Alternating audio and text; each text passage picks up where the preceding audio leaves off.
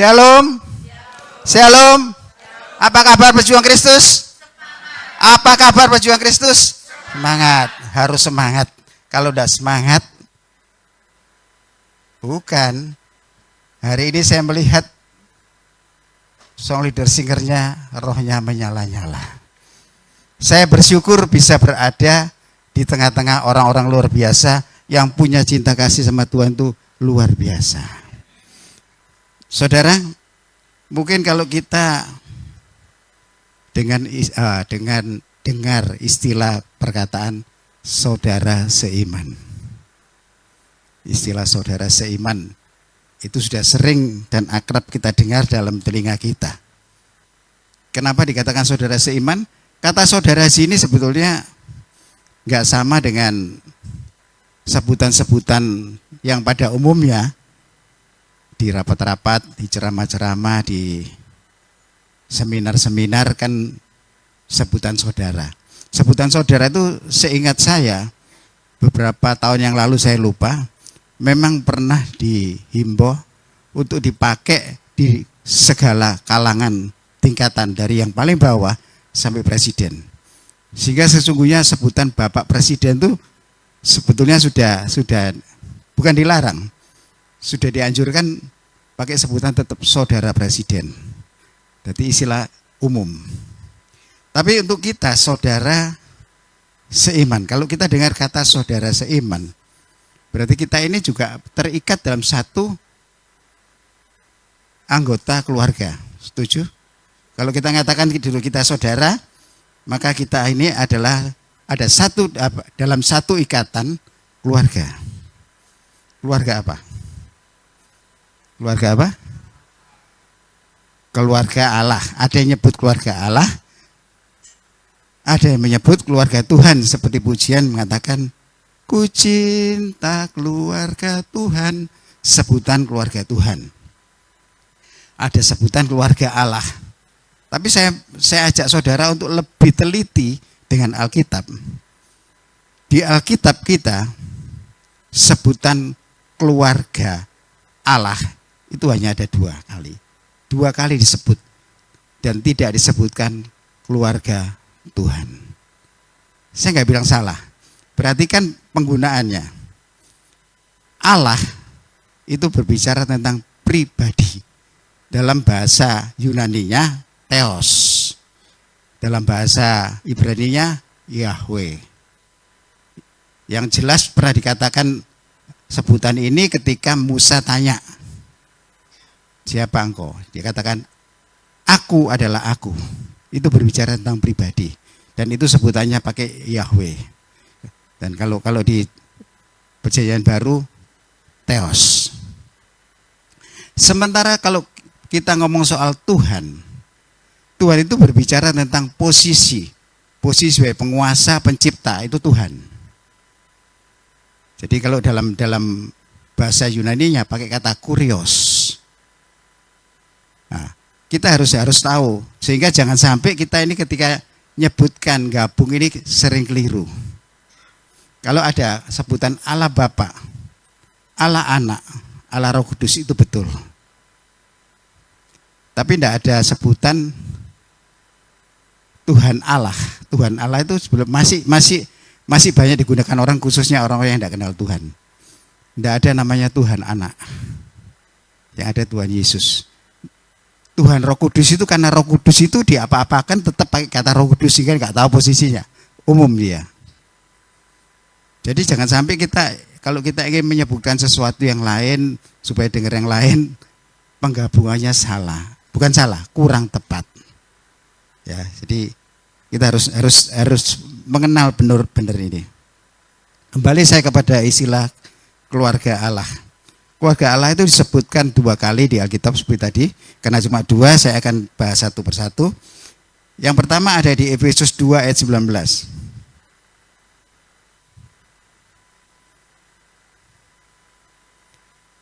Efesus 2 ayat 19. Demikianlah kamu bukan lagi orang asing dan pendatang, melainkan kawan sekerja dari orang-orang kudus dan anggota-anggota keluarga Allah. Dalam bahasa aslinya dikatakan oikeios theos. Oikeios theos, pakai kata theos ya. Yang artinya berarti termasuk atau terhisap dalam keluarga Allah. Termasuk atau terhisap dalam keluarga Allah. Kemudian disebutkan di 1 Timotius 3 ayat 15. 1 Timotius 3 ayat 15. Di sana mengatakan, jadi jika aku terlambat, sudahkah engkau tahu bagaimana orang harus hidup sebagai keluarga Allah, yakni jemaat dari Allah yang hidup, tiang penopang dan dasar kebenaran. Istilah keluarga Allah di sini mirip, dia pakai kata oikos theos. Kalau yang tadi oikeos theos, yang ini oikos theos yang artinya satu keluarga di dalam satu rumah. Lebih spesifiknya ini, satu keluarga dalam satu rumah, yaitu rumah Allah. Jadi kita ini sebenarnya sudah ada di dalam satu rumah, yaitu rumah Allah.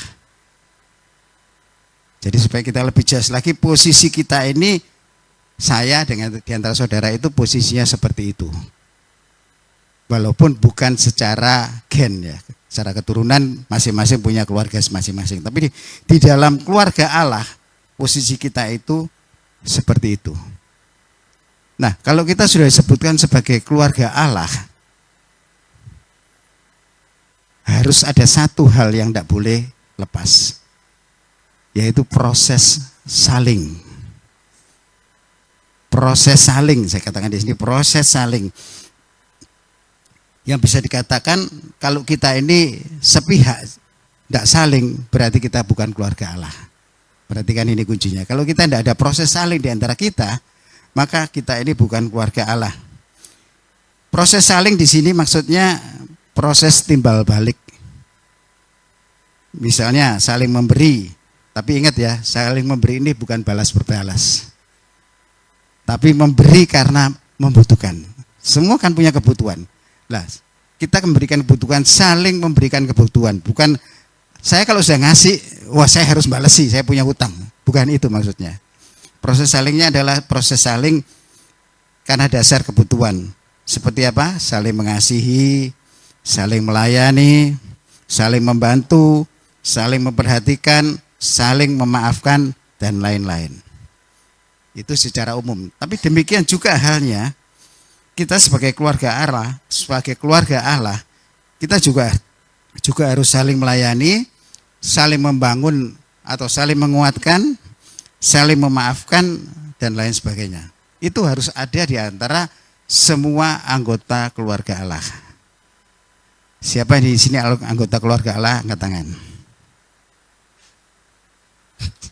Semua angkat tangan. Kalau tidak angkat tangan, berarti bukan anggota keluarga Allah.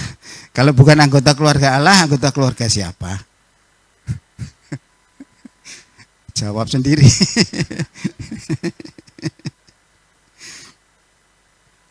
Nah, walaupun Alkitab mencatat keluarga Allah ini disebut 2 kali, tapi para penulis Alkitab sudah banyak juga menganjurkan soal proses saling. Jadi secara tersirat itu banyak, bukan hanya 2 ayat tadi. Kita harus hidup di dalam proses saling, satu dengan yang lain tanpa memandang muka, status sosial, kedudukan, apapun kita tidak boleh membeda-bedakan karena kita punya satu hubungan anggota keluarga dan harus ada yang namanya proses saling. Nah, kalau kita bilang masalah proses saling, secara spesifiknya kita ini harus saling apa sih?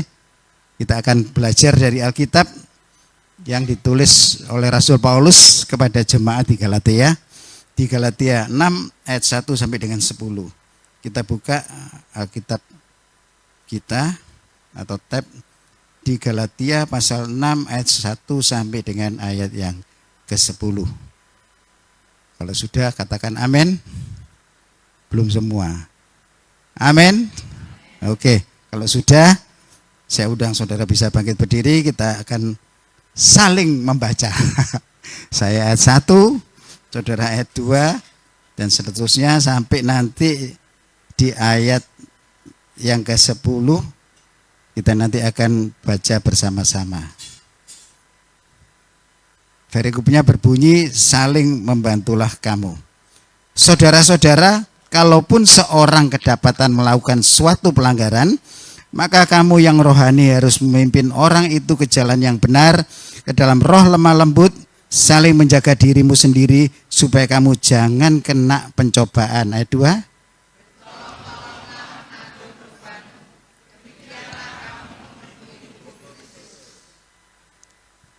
Sebab kalau orang menyangka bahwa ia berarti, padahal ia sama sekali tidak berarti, ia menipu dirinya sendiri. 4.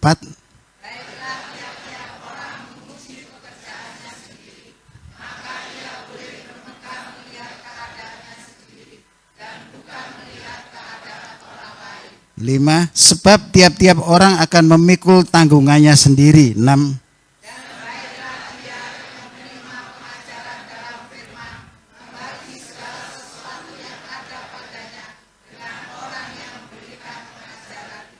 Tujuh, jangan sesat, Allah tidak membiarkan dirinya dipermainkan.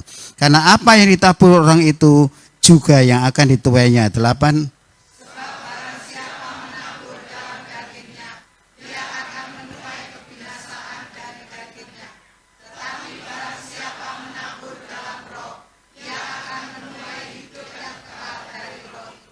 Ayat 9, janganlah kita jemu-jemu berbuat baik, karena apabila sudah datang waktunya, kita akan menuai jika kita tidak menjadi lemah. 10 sama-sama. Karena itu selama masih ada kesempatan bagi kita, marilah kita berbuat baik kepada semua orang, tetapi terutama kepada kawan-kawan kita seiman. Terima kasih, silakan duduk.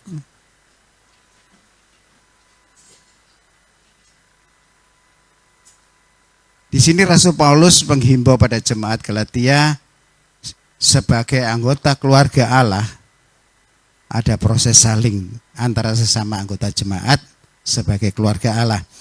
Dan dia menganjurkan ada 3 poin di sini. Poin yang pertama adalah apa yang harus kita lakukan supaya kita bisa disebut anggota keluarga Allah adalah saling menanggung beban. Ayat 1 sampai 5 di sana mengatakan, saudara-saudara, kalaupun seorang kedapatan melakukan suatu pelanggaran, maka kamu yang rohani harus memimpin orang itu ke jalan yang benar dalam roh lemah lembut sambil menjaga dirimu sendiri supaya kamu jangan kena pencobaan. Ya, kita kalau ada saudara seiman melakukan kesalahan, kita wajib dikatakan di sini untuk mengingatkan ini yang sulit. Tapi kita sama-sama belajar. Selanjutnya, bertolong-tolonglah menanggung bebanmu, demikianlah kamu memenuhi hukum Kristus. Sebab kalau orang menyangka bahwa ia berarti padahal ia sama sekali tidak berarti, ia menipu dirinya sendiri. Ya, selanjutnya terlalu panjang waktunya. Intinya adalah yang pertama adalah kita harus saling menanggung beban. Jadi kalau ada salah satu punya beban, untuk meringankan kita ini juga harus bisa ikut merasakan dan ikut bertindak untuk meringankan beban dari saudara kita. Paulus mengatakan bahwa bertolong-tolonglah menanggung beban itu merupakan pemenuhan hukum Kristus. Jadi bertolong-tolongan bukan supaya dikatakan baik, tapi memang itu hukum Kristus itu seperti itu. Sehingga perhatikan kalau kita tidak saling menolong, berarti kita tidak memenuhi hukum Kristus. Karena di sini dijelaskan di ayat 2, bertolong-tolonglah menanggung bebanmu, demikianlah kamu memenuhi hukum Kristus. Tuhan menghendaki dan disahkan sebagai hukum bahwa kita ini memang harus bertolong-tolongan dalam menanggung beban. Yesus sendiri sudah mengatakan di Yohanes 13 ayat 34 dan disambung Yohanes 15 ayat 12, dia mengatakan kasihilah sesamamu sudah bukan lagi seperti siapa? Salah. Itu perintah lama. Perintah baru, kasihilah sesamamu seperti aku mengasihi kamu. Standarnya udah beda karena Yesus sudah mati di atas kayu salib. Standarnya bukan hukum Taurat. Saya tidak katakan salah ya, hati-hati. Kalau kita masih saling mengasihi seperti mengasihi diri kita sendiri, itu baru memenuhi hukum Taurat. Orang yang memenuhi hukum Taurat hukumannya lewat hukum Taurat. Siapa yang kuat? Siapa yang kuat menerima hukumannya hukum Taurat? Tidak ada satupun yang kuat. Jadi hati-hati. Paturnya sudah Yesus, bukan diri kita. Nah, kalau kita melihat ayat 3 tadi, sebab kalau seorang menyangka bahwa ia berarti padahal ia sama sekali tidak berarti, ia menipu dirinya sendiri. Perkataan pada ayat 3 ini sebetulnya ditujukan pada kaum legalisme pada waktu itu, pada waktu Paulus. Jadi perhatikan ya, kita membaca Alkitab itu harus masuk ke dalamnya, masuk pada latar belakangnya, masuk pada saat itu maksud yang ditujukan oleh penulis. Waktu itu perkataan ini ditujukan pada kaum legalisme. Siapa kaum legalisme? Kaum legalisme adalah ahli Taurat dan orang-orang Farisi. Di mana dia itu untuk memenuhi hukum Taurat itu bebannya diserahkan pada orang, bukan dia. Dia merasa dirinya benar. Di mana cenderung menanggung beban orang lain. Coba kita lihat di Matius 3 ayat 4. Matius 23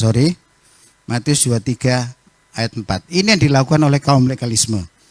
Mereka mengikat beban-beban berat lalu meletakkannya di atas bahu orang, tetapi mereka sendiri tidak mau menyentuhnya. Satu lagi Kisah Rasul 15 ayat 10. Kalau demikian, mengapa kamu mau mencobai Allah dengan meletakkan pada tengkuk murid-murid itu suatu kuk yang tidak dapat dipikul baik oleh nenek moyang kita maupun oleh kita sendiri. Jadi jangan sampai kita sebagai, katakanlah kita ini sebagai rohaniwan, kemudian kalau ada salah itu seolah-olah dirinya ini tidak salah. Menghakimi orang lain itu sama dengan menaruh kuk beban itu kepada orang lain. Ini berarti kita tidak saling menanggung beban. Ingat, kalau ada orang salah, kita harus punya prinsip, saya juga salah. Kalau saudara kita sampai katakanlah undur dari Tuhan, kebanyakan dari kita menghakimi, dia lari dari Tuhan. Kita harus sadar, kalau dia sampai lari dari Tuhan, saya ikut kena loh, karena saya tidak bisa menarik dia, tidak bisa ikut merasakan bebannya sehingga dia tidak putus asa. Saya ngomong gini, saya masih jauh dari itu loh. Betul, cuma kita harus sadar seperti itu. Saya bersyukur, istri saya itu masih lebih dari saya. Dia tidak rela kalau seseorang sampai jauh dari Tuhan. Kadang saya itu masih, karena kesibukan saya masih kadang cuek. Padahal kalau kita belajar seperti ini, saling menanggung beban, kita sudah salah loh. Jadi saya harap saudara dengan firman ini sadar bahwa seseorang sampai melakukan dosa itu juga tetap tanggung jawab kita. Paling tidak mengingatkan. Masalahnya kalau yang diingatkan ini, yang orang sudah jauh lebih ngerti dari kita, iki yang repot. Kita tidak bisa mengatakan kita ngasihati seorang pendeta atau hamba Tuhan yang melakukan kesalahan fatal. Sulit. Tapi kita mungkin bisa berusaha, ya paling tidak mendoakan. Paling tidak kita harus punya empati untuk ikut bertanggung jawab terhadap apa yang sudah dilakukan. Gak gampang, tapi inilah keinginan kita kalau kita mau disebut sebagai keluarga Tuhan, keluarga Allah. Nah, dalam menanggung beban itu dituntut dua aspek. Dua aspek mendasar, yaitu antara tujuan dan sikap.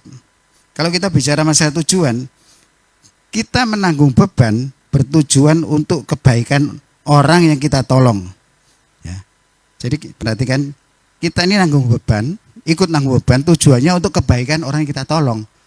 Jangan kita nanggung beban tapi tujuannya bukan untuk kebaikan orang yang kita tolong.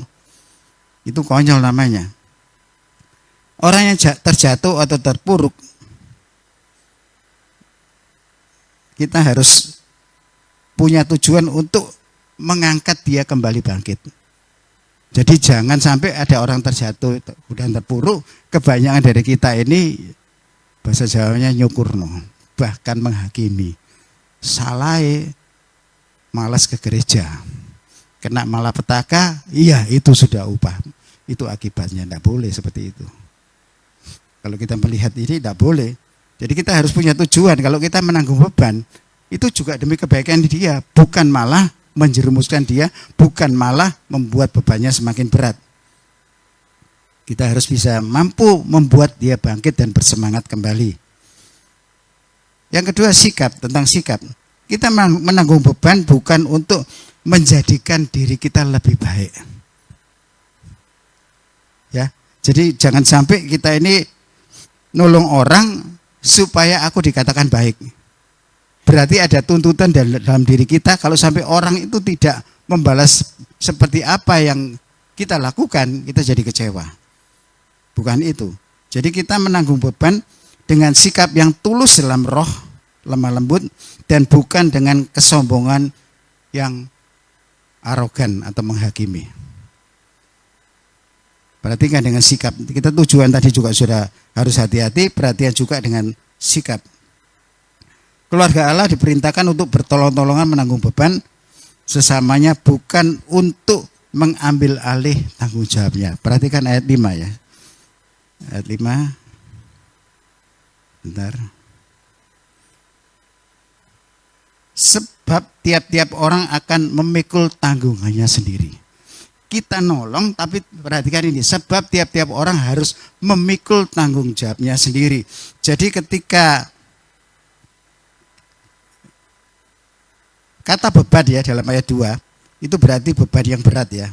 Jadi kalau kita nolong seseorang untuk ngambil bebannya, saya ulas bebannya dulu.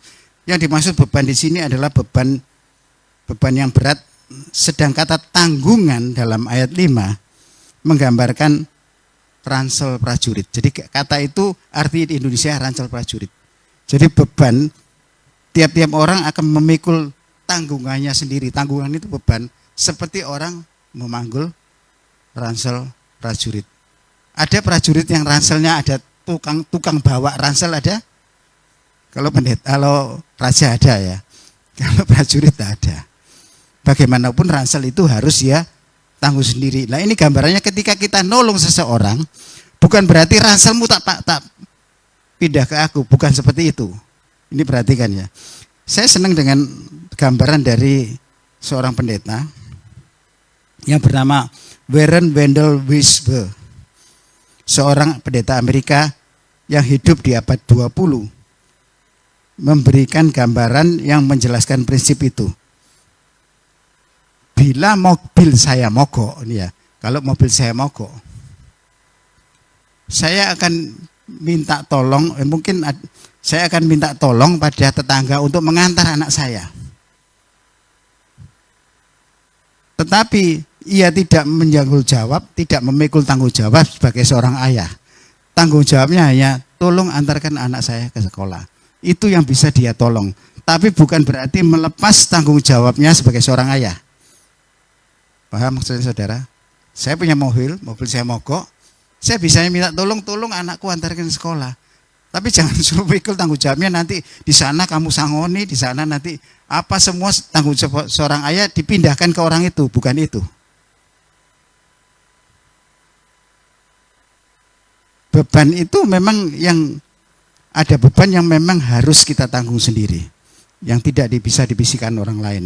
Orang lain hanya bisa meringankan, mengambil sebagian dari tanggung jawabnya, tapi bukan seluruh tanggung jawabnya. Jadi perhatikan, kalau nolong seseorang, ini gambaran-gambaran aja ya. Seseorang yang mungkin berhutang pada saudara, katakan mungkin hidupnya tidak cukup.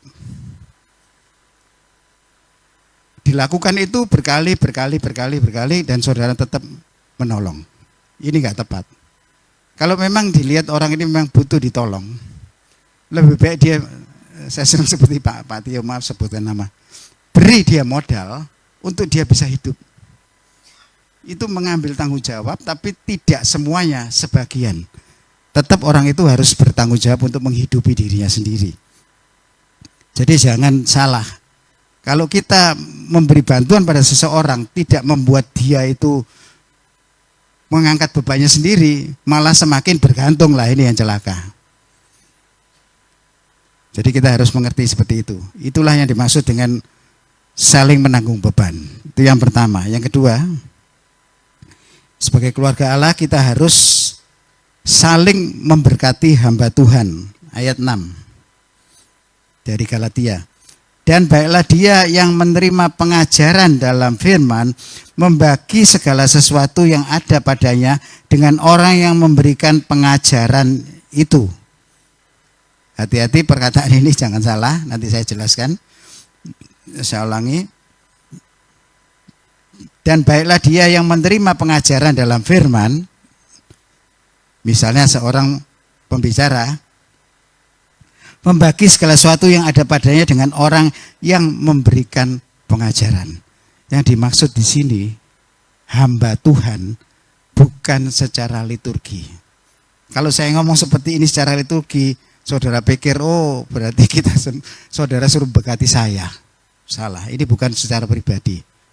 Yang dimaksud hamba Tuhan, pengajar atau siapapun itu adalah pelayan Tuhan. Dan itu tidak berbicara masalah pribadi. Jadi semua dari saudara saya katakan juga pelayan Tuhan.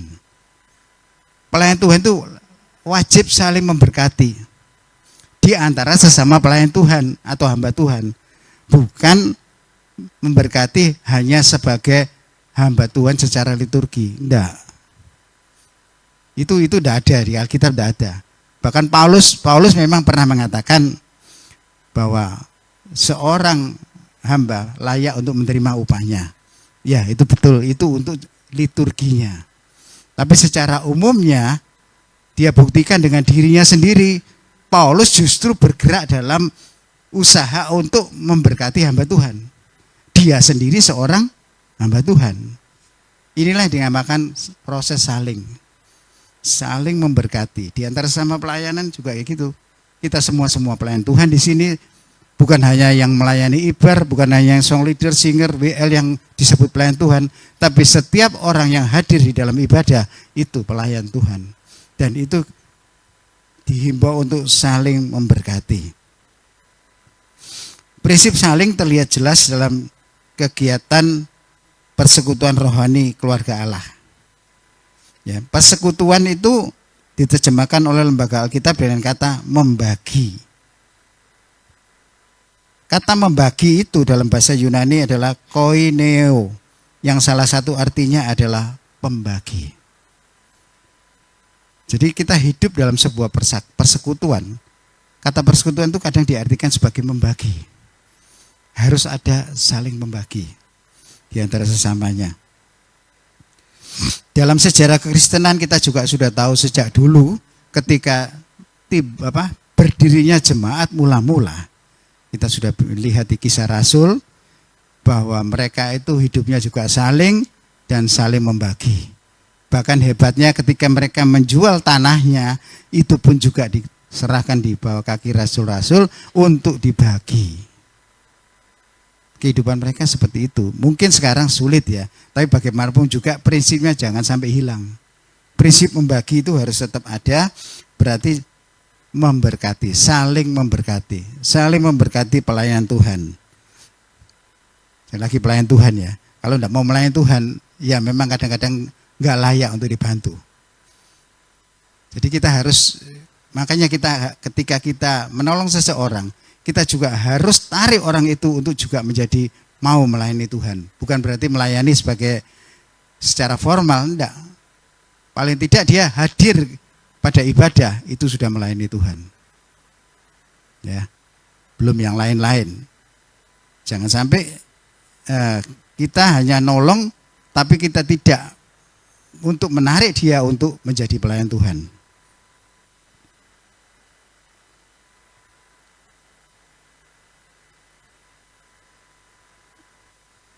Rasul Paulus, kita tahu dia sebagai seorang rasul yang benar-benar totalitas di dalam melayani Tuhan. Jadi pribadi inilah yang Tuhan berkenan sehingga dia tidak pernah memperhitungkan milik kepunyaannya sendiri. Dia kalau siang bekerja, konon katanya dari pagi sampai 11 siang dia berjualan tenda, jam 11 siang sampai malam tidak terbatas dia melayani Tuhan. Dan itu pun tidak dia gunakan untuk dirinya sendiri, di samping untuk pelayanan dia juga untuk bantu orang lain. Dan itulah yang dikatakan proses saling memberkati hamba Tuhan. Yang ketiga, yang terakhir dari anggota keluarga Allah, kita harus saling melakukan kebaikan.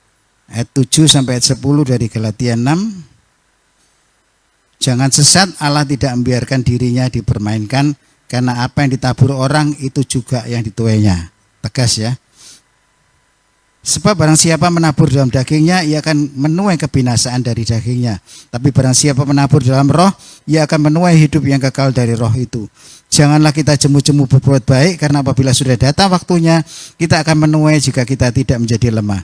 Karena itu selama masih ada kesempatan bagi kita, marilah kita berbuat baik pada semua orang, tetapi terutama kepada kawan-kawan kita seiman. Di sini kita melihat prinsip saling melakukan kebaikan dalam hubungan keluarga Allah itu oleh Rasul Paulus digambarkan dengan prinsip tabur tuai. Kalau kita menabur kebaikan, maka kita akan menuai kebaikan. Tadi disebutkan di ayat 7 dan 8. Hukum sebab akibat atau timbal balik. Bukannya menabur dengan harapan akan menuai berlipat kali seperti orang berinvestasi, bukan seperti itu. Jadi bukan orang menabur kemudian berharap akan menuai berlipat-lipat kali seperti orang berinvestasi, bukan seperti itu. Sikap dalam menabur bukan nantinya berharap akan bisa menuai, tapi Paulus menekankan agar menabur itu sebagai gaya hidup. Menabur itu sebagai gaya hidup, soal dia nanti mau kembali atau enggak, itu urusan Tuhan. Sama dengan ketika kita menabur benih, tugas kita menabur benih, tapi yang menumbuhkan adalah Tuhan, bukan urusan kita.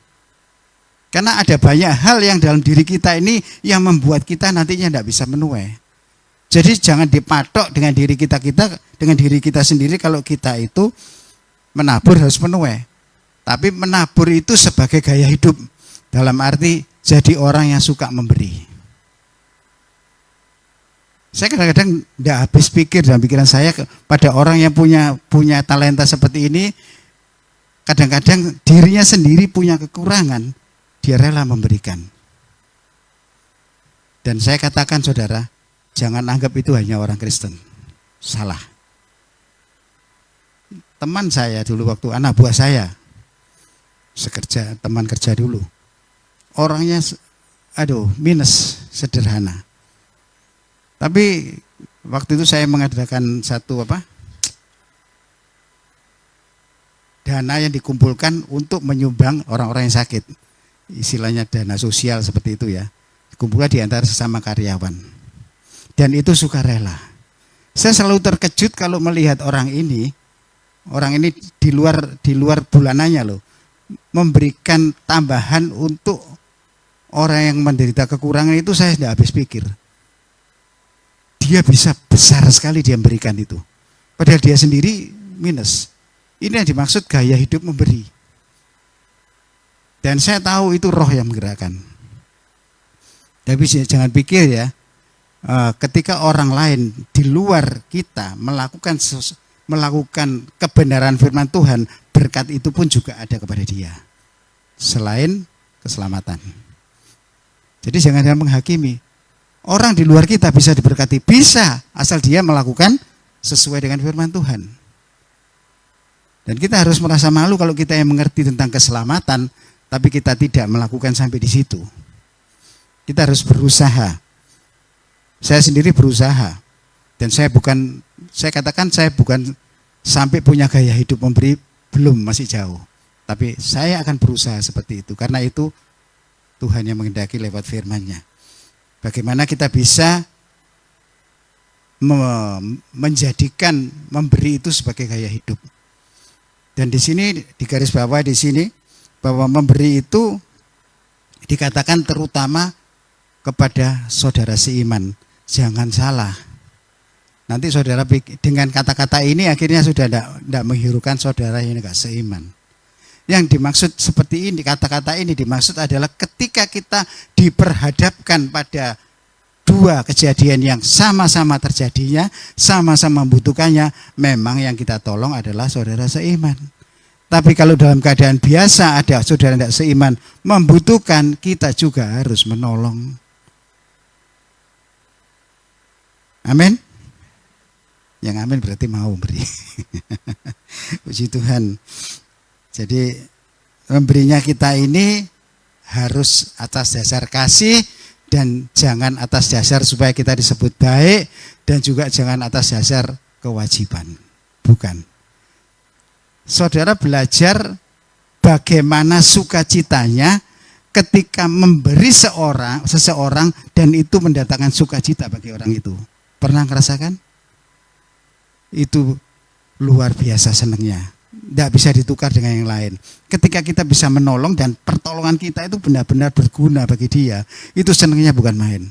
Dan sering-seringlah menikmati seperti itu supaya bisa sering-sering amin. Tuhan Yesus memberkati.